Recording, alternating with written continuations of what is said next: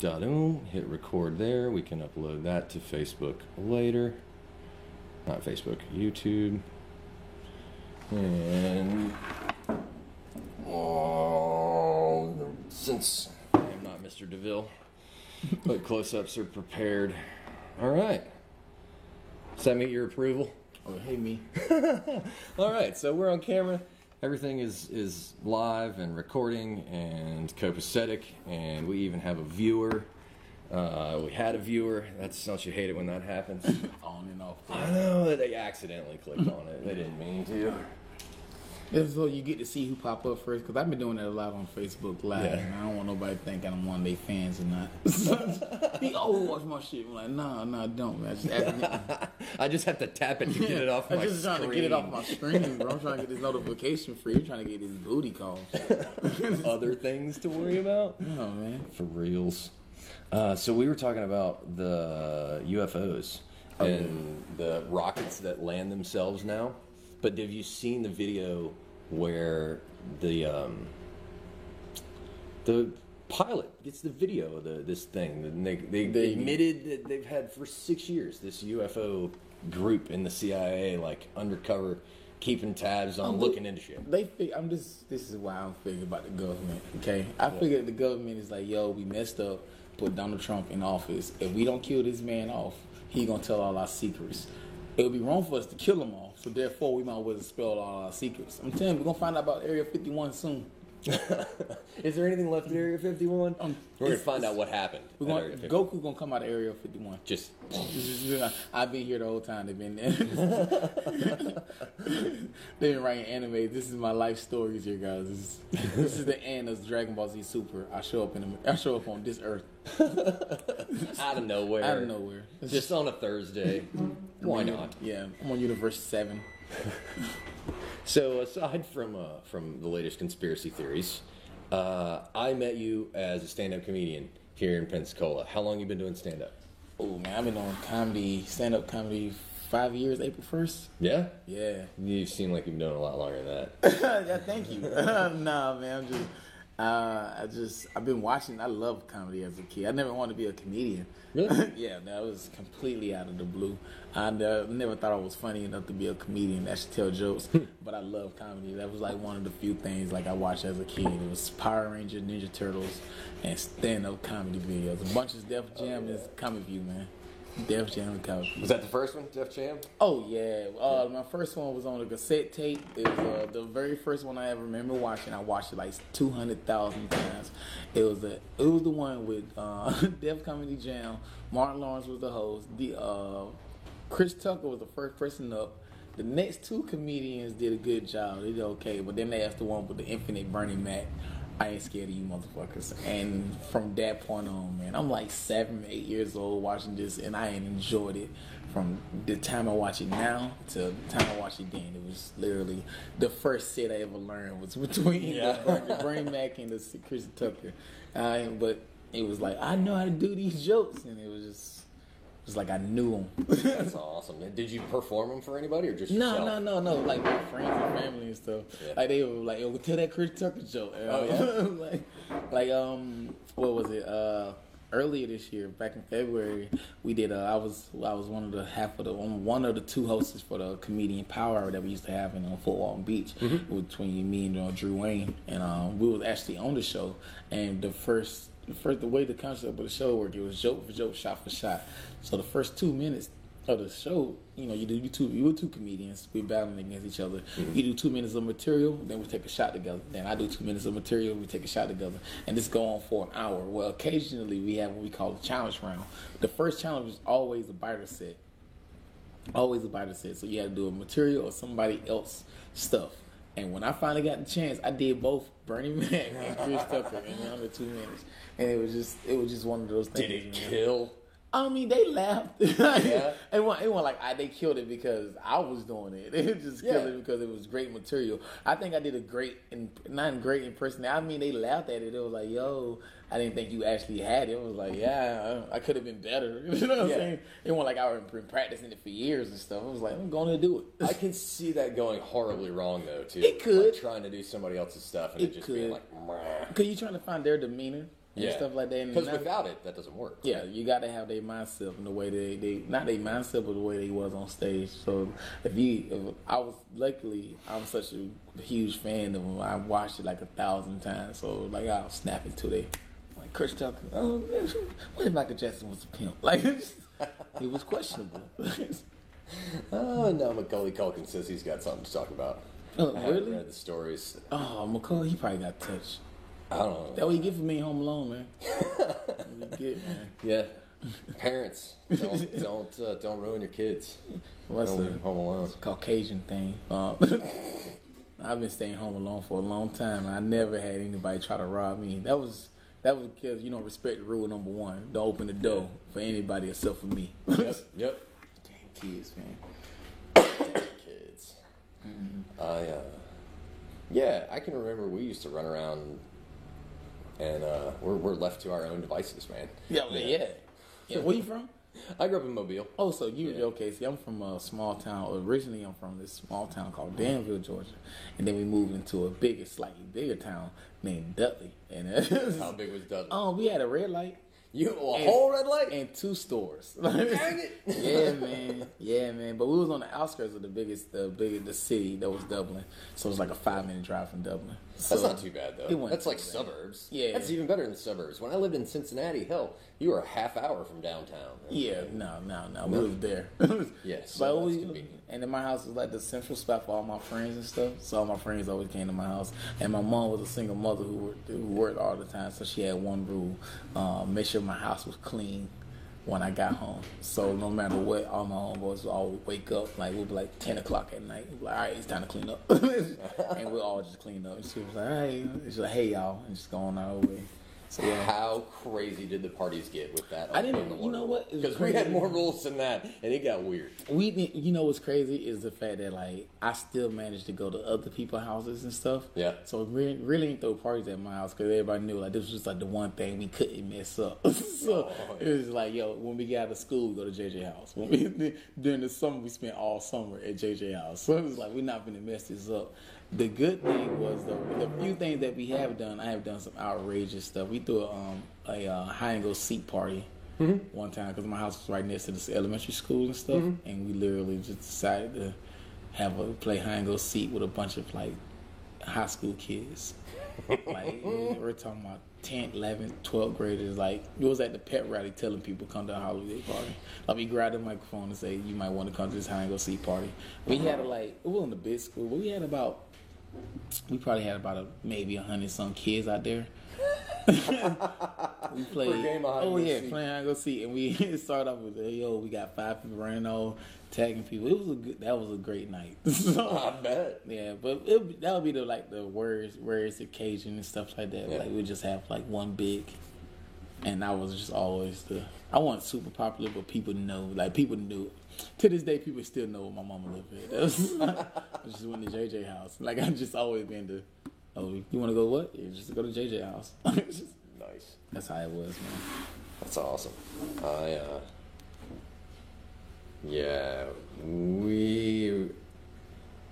was in the band, so I guess that should explain it. Like, band parties. I was cool with people. That's another thing that I was with a weird kid. Yeah. So I was the one that was cool with the popular kids, and I played sports. I was in there with the sports people, but I was just as fine as good. I can go in and have a full conversation with people that was in the band, the nerds and stuff. Like we had this one kid who was like 3 years younger than all the rest of us. His name was I ain't gonna say his name. 'Cause I don't know how that works. Genius. Yeah, he was a genius, right? Dude loved animes and stuff like that, man. We just kept it cool, man. Like, yeah. And somebody tried to bully him one time, and I was like, nah, man, you can't talk about him. That's Mary, man. That's my boy. You can't talk about him. Right. So I was the guy that bullied bullies. That was Good. That's about as far. Like people knew I was funny. How did that come about? The me being funny or the No, the you being the bully's bully first. It was more like when you see people, we used to call it joning. So that's when you start cracking jokes on people. Mm-hmm. And for some day, one day it started off when everybody started doing it. They were like, "Oh, we're gonna go talk to everybody." And eventually, y'all notice that people just stopped talking about me. And then I was like, why? And I was like, man, I'm getting my classes without nobody trying to like crack jokes on me anymore. And then apparently I heard it was like, yo, JJ is cutthroat. Like, You will not survive. yeah, so I was like, oh, okay. And then so it was like, in order for me, like, and they were just like, people just normally just leave me alone. They was like, I'm not finna even step into this arena with you. I was like, all right, cool, that's whatever. Now, I ain't never think I was a good roaster or anything like that. I'll never consider myself a roaster. I just tell you, if you want to go, let's go. But just know that I'm going to say the first thing that popped in my head. Yeah. And when Gary and stuff get put on, I was like, nah, man, what you doing talking about? Like, it was just like one of those, what you doing, man? You talk about somebody that actually... And then eventually they just shut up. So I was like, all right, man. And most people have no follow-up. Yeah, no, like they don't. They don't. They never come prepared for it. So it's just... I mean, you can't be prepared for it, but at the same day, it's like, yo, if you're not ready to get jokes told on about you, don't tell jokes. Yeah. So you said that had to do with you becoming a comedian or starting to be funny. Was it because you built up a repertoire of follow-ups, or because of the situation, or how did those two things come together? It was man, it's weird. Growing up, man, I just always been that kid that was like, didn't really care. Like in sports, like they was like, man, my friends was like, dude, you so much more athletic than what you put on. I'm like, yeah, man, I ain't got health insurance. Like, it was like, I don't know how that's school. My mom told me if I break my leg, that's pretty much gonna be it. And I just, it was just like, I was just one of those, man, the kids. It was just like, I just saw it as it is, man. I told people as it is. And people thought that was funny because they were like, oh, I can't believe you just said that. And I'm like, but I'm being dead serious. Right. And then the joning on people and stuff like that, that was just because, like, I don't like the fact that, like, you think you funny, but let's go joke for joke. Let's see how it goes. And then I joined the military, and I started living life. When did you join the military? I joined the military right after high school. Like, I literally graduated high school, and a month later I was in basic training.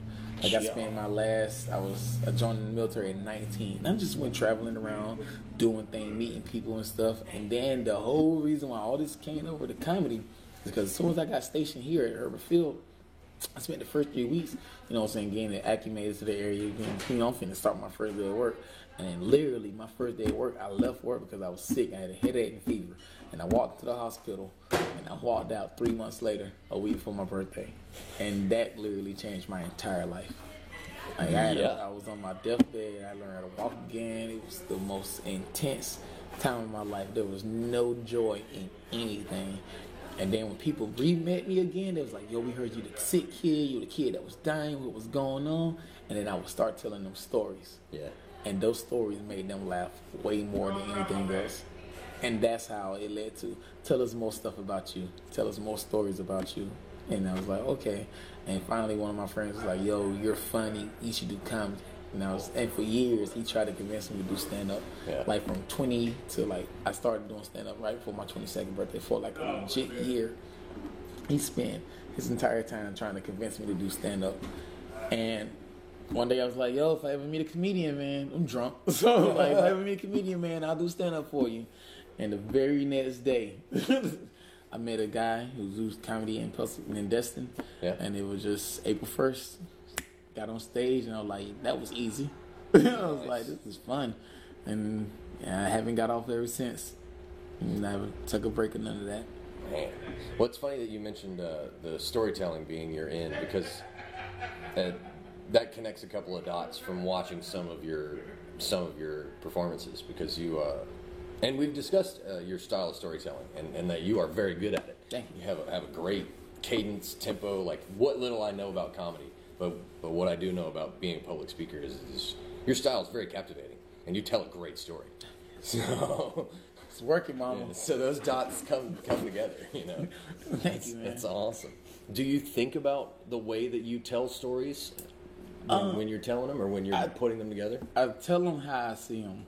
From like how you see it from before it happened, after it happened. Oh, as I'm telling the story,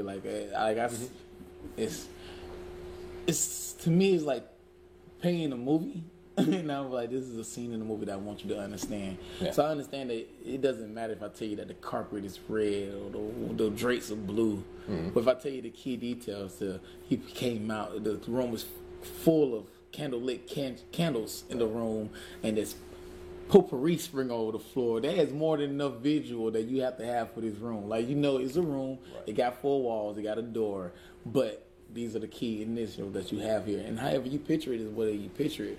Yeah. But I'm only there to tell you the key points. And that's how I picture to tell a story. Like, the way you see the joke ain't the same way I see the joke. But as long as we get to the same goal line, that's all that matters. Yeah. Do you remember anybody ever teaching you that in particular? No. Did you I have actually a story mentor? No. I actually got told the very first show I ever did, like big show, where I actually opened up for like a comedian that actually been on TV and stuff. He came with it. The first time he met me, he didn't even speak to me. Like he literally walked inside the room. So I'm talking to the host of the night, the dude that even put me on the show. The guy came in. And he was like, "What's up? What's like going on?" He's like, "Hey, this is the opener act right here." And it's like, "Okay, cool." He said, "Hey, how you doing?" And then he left me alone. And it's like, yo, another guy the guy that came, it was 4 comedians. The guy that's from Jacksonville, and 2 of them that been on TV and been traveling, got some OG status. Okay, the guy from Jacksonville was known at the time the hottest dude in Florida. So I'm like, and here I am. This is my first big show. Like, this is my first one. I'm like, oh, okay. And then he was like, "Don't worry about it. People get out there to get in the head," which I can understand because I'm a headphone person. And, you know, I need at least 10, 20 minutes to just listen to some music to get myself settled down and calm down for the show. So I understand that. So when I got up there and did my set, I did my joke. I don't know if you guys heard it. There ain't nobody gauge up. So this is my first time really like giving it out to a real crowd, telling that story. And when I got off stage, man, the comedians was like, "Yo, that was incredible. I never even thought you was like, you put the energy on booth." And then the headliner came up to me, was like, "How old are you?" At the time, it was like 22, 23. He was like, "Yo, you're way too young to be able to tell stories as well." And he was like, "That's good, man. You keep it up. You keep on doing what you're doing." So ever since then, man, I was like, I guess my storytelling, whatever I'm doing, I'm leaving it like that, just being my natural self. I'm not changing it for any way else. So, yeah. That's awesome. That's a great introduction to it, man. Yeah. To get out there and lay it down. It was rough, though. Why was it rough? A lot of bombing in the beginning, man. A lot of bombing, bro. And it was like, and then the dude that actually put me on the shows and stuff, man, he's left me out there to hang a lot of times. So and honestly, that sound real messed up, but like it was like the best thing he can possibly do. Yeah. Yeah, it was the best thing. Experience? He could do. Oh yeah, because I needed that burn. I needed those dead moments. And so I can remember those forever. I was like, all right, okay, I got you. And then we finally did one show, the last show we did together. Yeah, I got it. I had a great time. Oh, yeah? Yeah, oh, yeah. Do you want to tell that story? I remember this one, so you don't have to tell it for me, but if you want to share it, please do, because it's funny. I got a standing ovation. You know what I'm saying? I was told it was great. The guy that went after me was shaking. He was like, how do I even follow that? Standing ovation, the guy had to follow you? Yeah, oh yeah. Oh, so sick. He was like, how do you even follow that? Like, you can't. Don't worry about it. Can't, son. That's awesome. It was a great show. That's awesome. YouTube, JJ Curry at LA Lounge. Yeah, JJ Curry at LA Lounge. At You LA want to see? Lounge. That's 7 minutes of that 20 minutes that I did on that stage, and I was cutting it loose. Like, Nice. oh man, it was beautiful. One of the funnest times ever on stage, man. It was a good chunk of people out there. It was great. How long have you been doing it? 3 years. That was the best year of my life too. Yeah. That was the year I decided to start taking it serious. So actually, that same story that I was just telling about the guy that met me, that was the very first show I did that year. And that show I did with the standing ovation was the last show I did that year. It was a great year. A lot of growth. A lot of growth. A lot of growth. A lot of growth. That's awesome. The word storytelling just keeps running through my mind, and that's one of the reasons that I do this and call it Truth, Love, and Peace is because it has everything to do with my story, and I've studied storytelling for a long time through myth and mythology with guys like Joseph Campbell and historically. But one of the things that I've learned about storytelling from you is how to own an economy of words. Like, it's one thing for me to be able to say something short, succinctly, but the way that you take 4 or 5 descriptive words, and they're just so obviously yours. Like I was saying earlier when I was talking about not being able to do somebody else's bit, I don't think I could own your words the way that maybe someone else's words could be owned.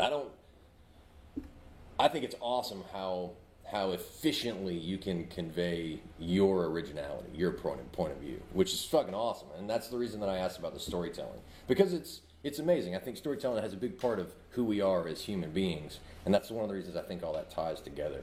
And when it comes to storytelling, man, and comedy, I feel like they go hand in hand, because you have comedians that can tell a lot of jokes, a lot of one-liners and stuff.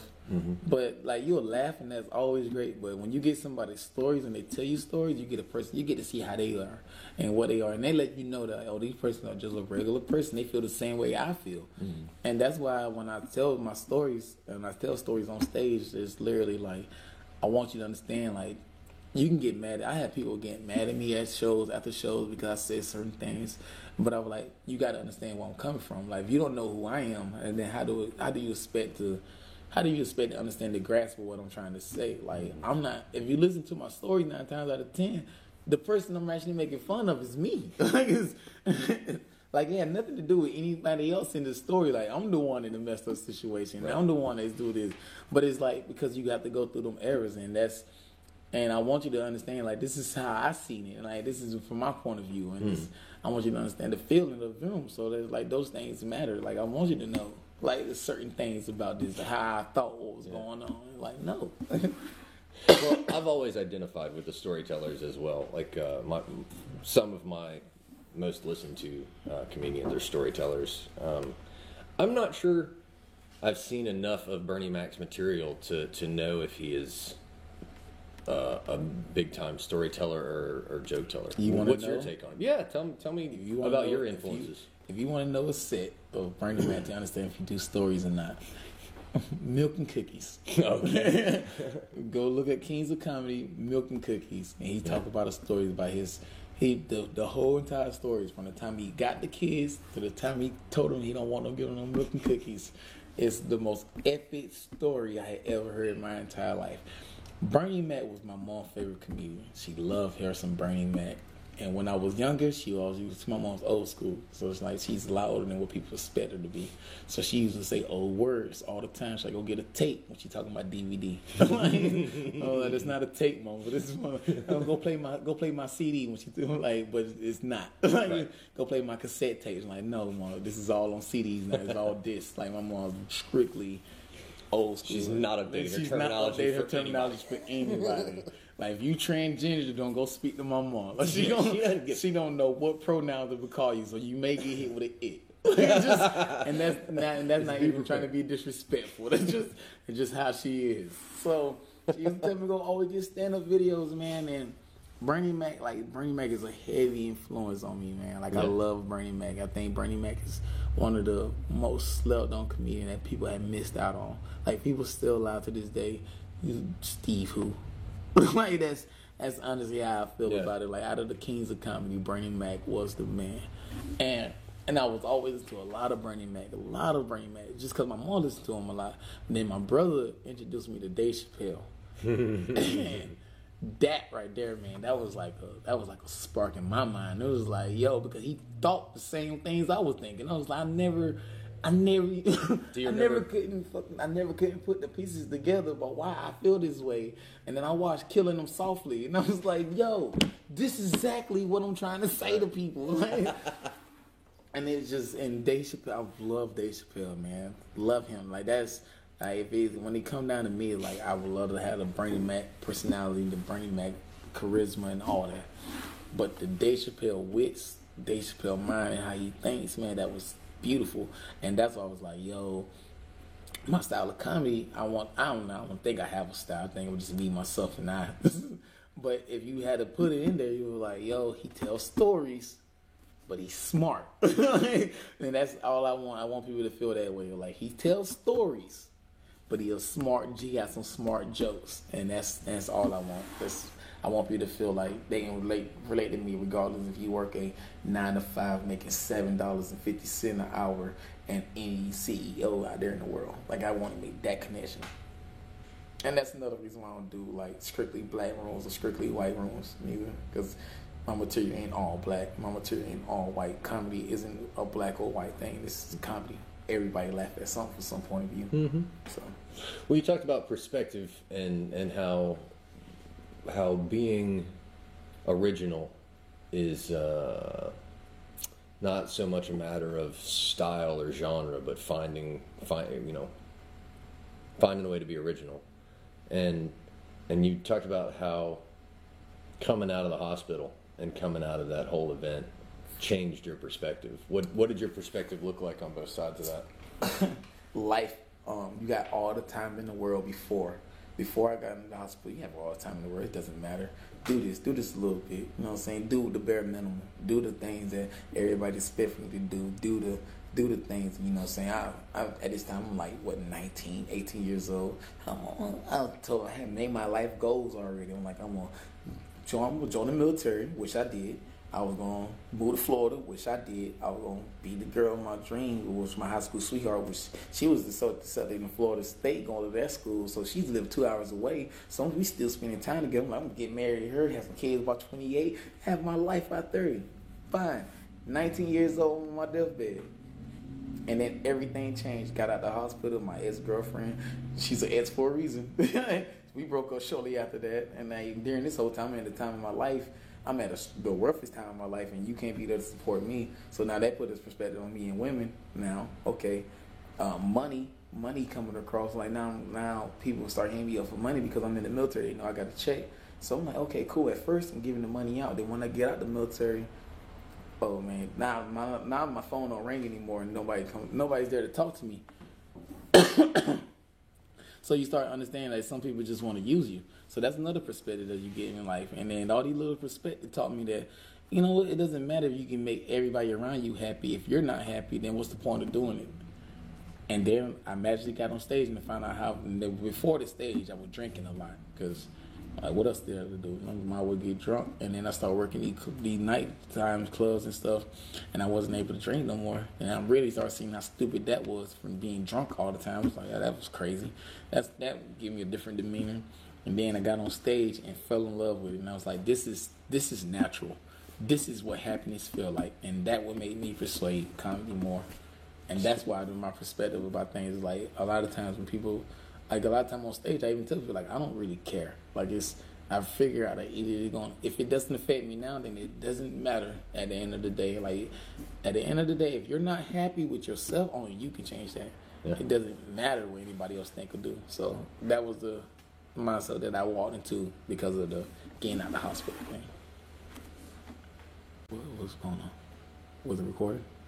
Yeah, so the way this recording is set up is at 30 minutes it takes a break because it's battery operated. Oh, okay. So I just reset it in between thoughts so I didn't miss some of what you were saying. But you were saying coming out of that and having a perspective that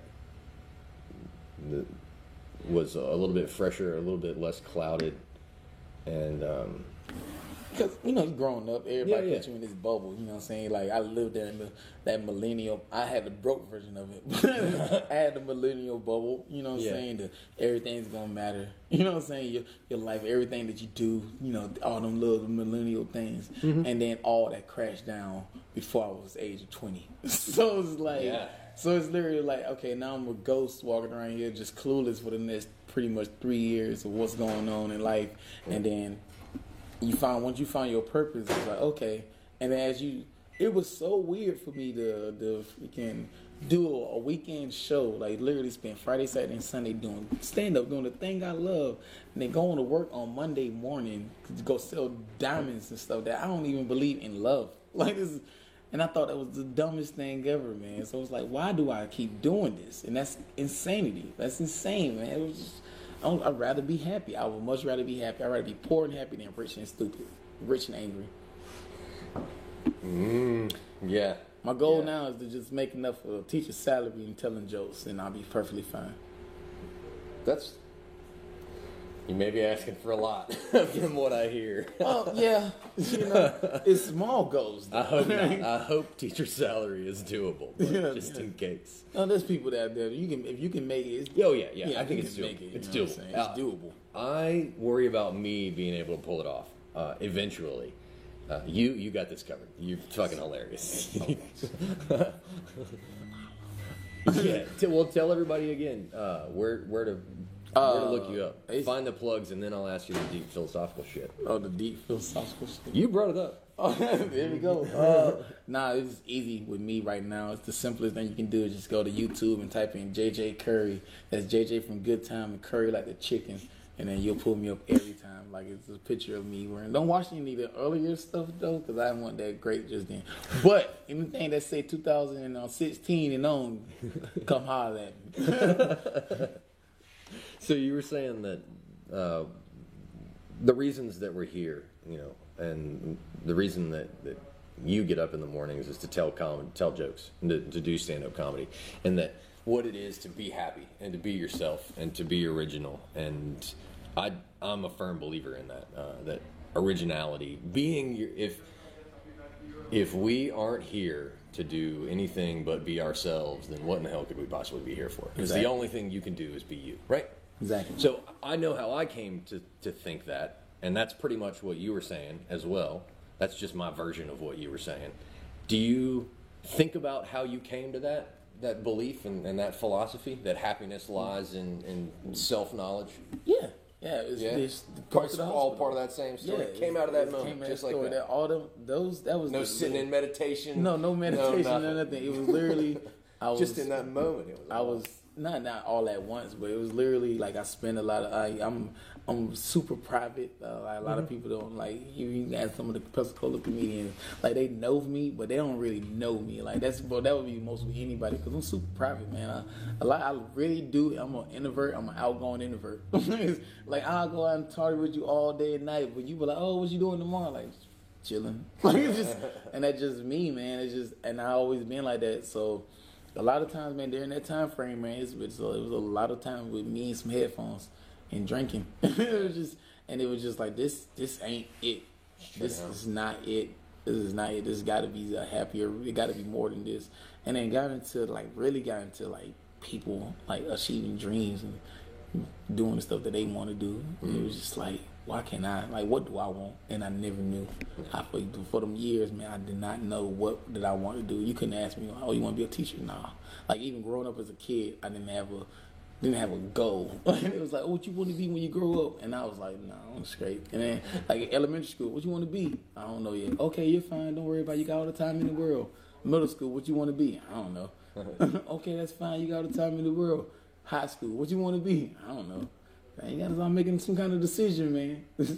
Well, that's where I disagree, or at least that's where I fell off the wagon, because people told me that, and I got kind of upset. I came from a situation where I had a lot of people trying really hard in my best interest to figure out how to help me achieve things in school, and not realizing that was the wrong way to go about helping me. And so I was at odds for a long time with the educational system, and was not intentionally, but came away from that feeling like significantly less than, like I was just stupid and would always be stupid and uneducated and et cetera, et cetera, et cetera. So when I had that same revelation when I grew up and looked around, as the joke goes, and realized, holy shit, the adults don't know shit either. Yeah, for real. Like, so that's when I started taking a long, hard look, going, all right, well, what does it take to be happy? And you mentioned, not being happy and going to work on Mondays, and I see it in a very utopian way. Like, I don't think we're here to be under the fluorescent lights, and I would love for there to be a way for us to tell jokes all week long. What does your version of that look like? My glory. Mm-hmm. Yeah, Nirvana, whatever you want to call it. My Nevada. My Nevada. Honestly, man, if I can, I would love to get on stage 7 days a week. Getting on stage alone is like one of the most peaceful time ever. But I also want to be able to like if I want to take a week off, I don't have to worry about it. I don't have to worry about stressing over like cash and stuff like that. I live a very, very minimal life anyway, as is. Like, I don't need fancy stuff. I don't need anything like that. So I don't care for it. Like, I grew up poor. It was not one of the things that I was trying to get an achievement from. So that, and then like 7 days a week, if I can get on stage 7 times, if I can get a huge show every week, that would be awesome. I won't mind being on the road for 7 months, just traveling different places and stuff like that. And then after all the publication, let me get my last 3 months in the country of Georgia where I can go fishing. I can go fishing and swipe mosquitoes off around my neck, go eat some pig feet and chitlins, and not have anybody judge me for being country. Like, this. Man, I just got done driving off a dirt road, so I know exactly what you mean, man. I love being out in the country. Did you do a lot of stargazing out in the country? We were talking about UFOs earlier, and I'm bringing it back to So when I lived we lived in this place called the Nanny Hole in Danville, Georgia, which is like the sub part of the hood. There weren't that many lights out there, so as a kid we always go outside and watch trees and stuff. I remember going outside and looking past the fence and seeing deers. Cool. It was like, oh, okay, a bunch of stars and a bunch of stuff like that. Then we moved to Dudley, which just had the lights and all that. So the trees, the lights, I mean, we still have some stars, but wasn't as many as possible. But my favorite thing to do now is literally like when I go home to Georgia, I always leave at night so I can drive back.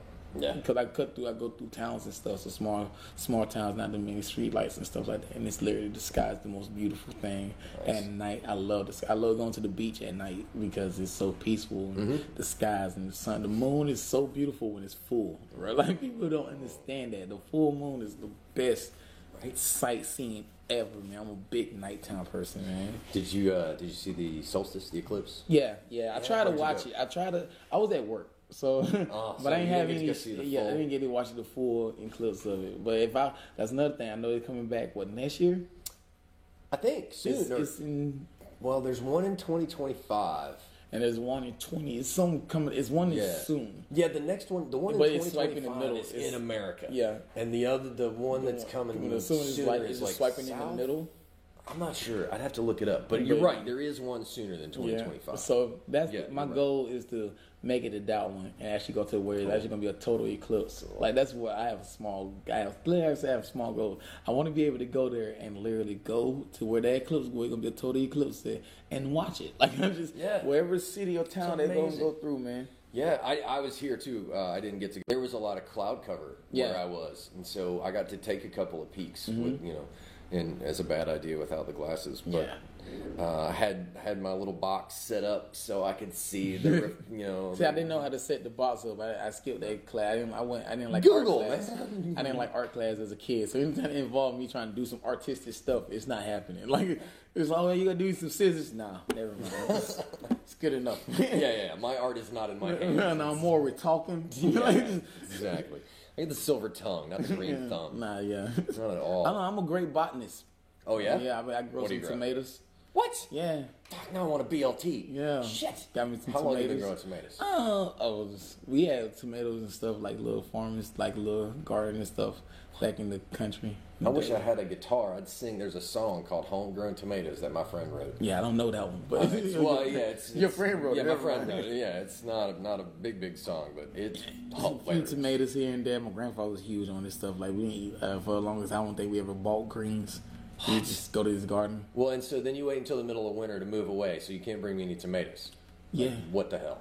Well, dude, my tomatoes they weren't huge, man. Like, they was like little bitty ones. That doesn't matter. It's okay, dude. She said it's the motion in the ocean. The motion in the ocean. That's all that matters, guys. That's all that matters. The motion. Oh, we were told a lie. Lives matter, man. Mediums matter. It's called the bell curve. Averages for a reason. Yeah. Duh. Sad. I'm trying to think of how to get away from this really quickly. Back to the UFOs. All right. I never should have brought it up. Yep. When it comes to aliens, I believe in aliens. And I don't I'm not a person that go research it crazily. But I'm like, yo, like, there's this asteroid right now that's like a weirdly shaped. Yeah, the long one or whatever. I've been reading. or something like that. Yeah, I've been watching. I've been keeping up with that one, trying to see what's going on with that. What have you found out? Nothing. Nothing. I can be like, oh, that was interesting. Like, Earth is just really smooth, and there's no chance of hitting Earth. Right. Probably not going to hit Earth. And they think that because of its oblong shape, that it is not from the standard kinds of impacts that we would associate with our solar system. Like, it's probably from something much older and from something much more cataclysmic for it to be that shape. Oh. And that it would have been ejected into just the space outside of a solar system or something during that event, and that's the reason that it's oblong. Or it could be aliens and they just ran around, right? And they just made it that shape. It could have. One That would be or awesome. two. And they didn't have any heat detection because they don't have warm blood. Well, you never know. You never know. Maybe they're just fungi. I got a question for you. Oh, okay. Do you think the world is ready for aliens? Do I think the world's ready for aliens? Do you think America can accept aliens? Yeah. I don't. You don't think so? I don't think so. We can't even deal with people with different colors. You think they'd go full Orwell? Yeah, like we can't even deal with people with different colors. Like, what we gonna do when we find out this person ain't even the same, don't even have the same organs as us? Like, Yeah.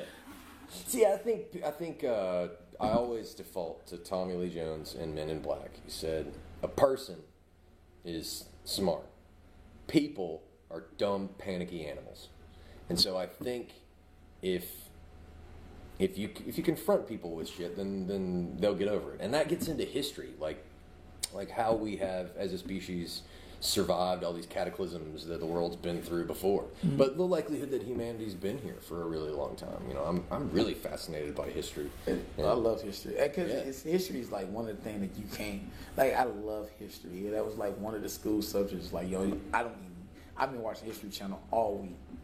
Oh yeah, Dude, I was watching some Sumerian stuff. The Sumerian tablets is what I've been into lately. What have you followed? Lately, because this whole Black Lives Matter thing, I've been watching the slave trade that's going on. Which part of it? Like they just found out like the whole part of their hey, there's a slave trade going in Libya. But like, oh really? And then how they keep getting these people that are escaping from various and stuff like that. How they are undocumented and like nobody's trying to do anything like that. It just blows my mind. It's like how can we treat other humans like this? Like, still to this day, and act like it's okay. That's another reason why I'm like, this is like, even with the stuff that's going on in America, like the political. Like, I try my best not to be political, like as much as possible, because I feel like that's just a touchy subject. And like sometimes, man, I get stuck in the mode where I can just feel it, and it's so hard not to say anything. I'm like, y'all just don't understand. I get angry, man. When I get angry, and my mouth just file the filters, and I gotta put myself in check sometimes. But I like to say, I don't mind talking politics, but I very rarely talk policy. Mm-hmm. What I talk about ethics and values and. Okay, he kept going. Okay. So I talk about it from a just don't tell lies, don't be an asshole standpoint. Very much like Mark Twain. Like, anybody that can get themselves elected president doesn't deserve the office.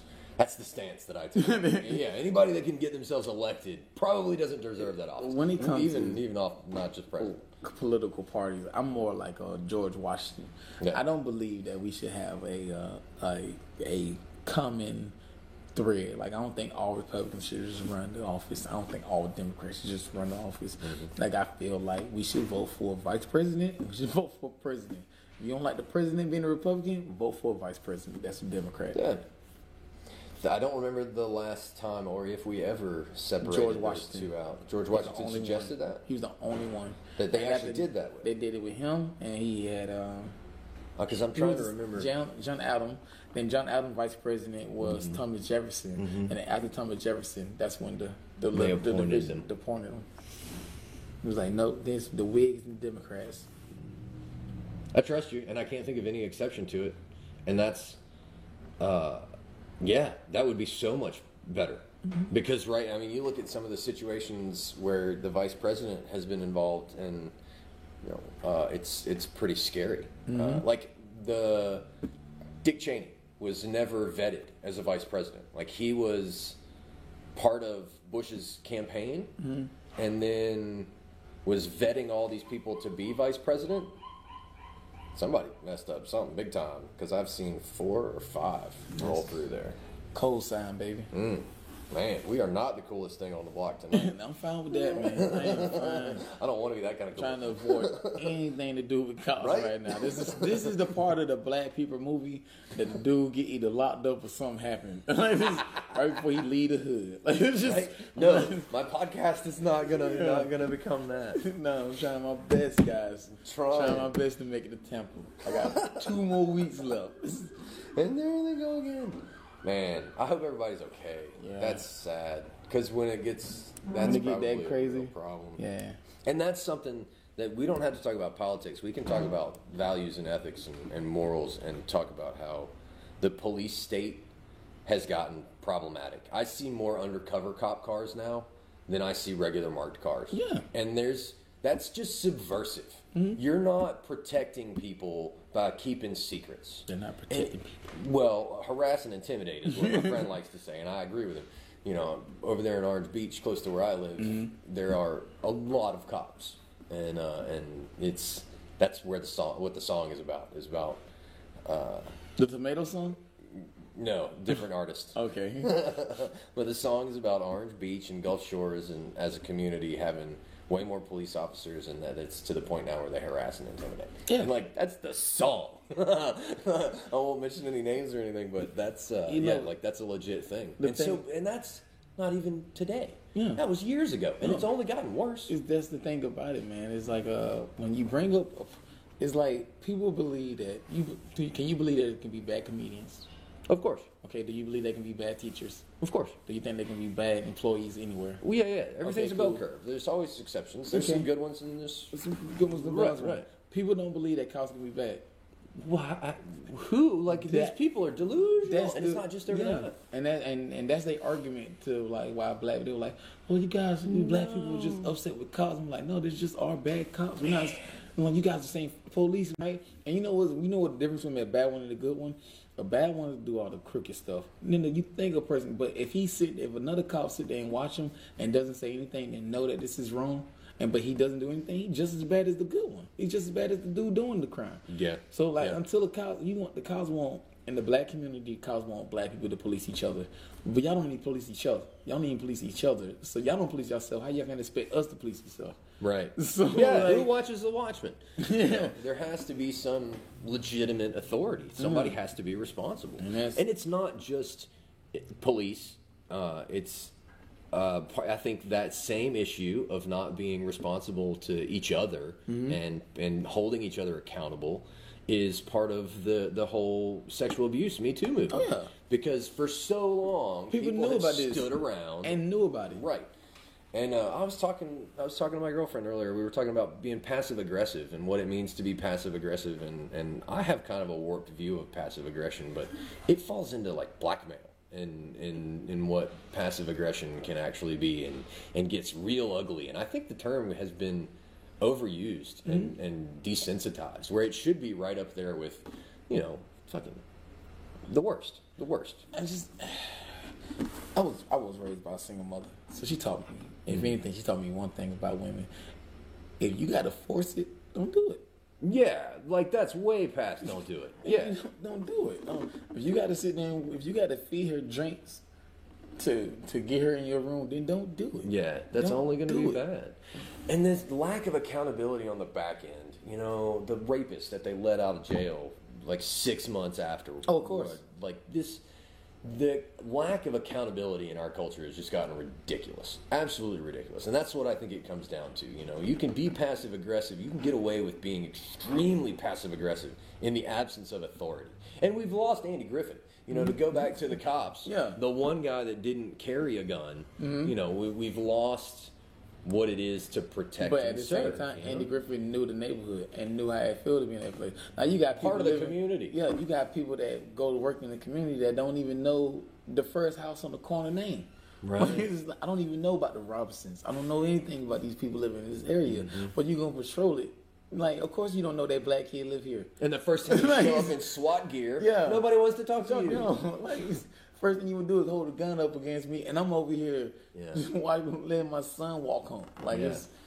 And for the record, we know that not all cops are bad. Like Yeah. you were saying earlier, there's some that ruin it for everybody. Well, you know- but when the atrocities get so bad, it makes all of us look bad. The crazy thing about the whole cops thing is the reason why I say I can say it and I can feel that way because that's what I did when I was in the military.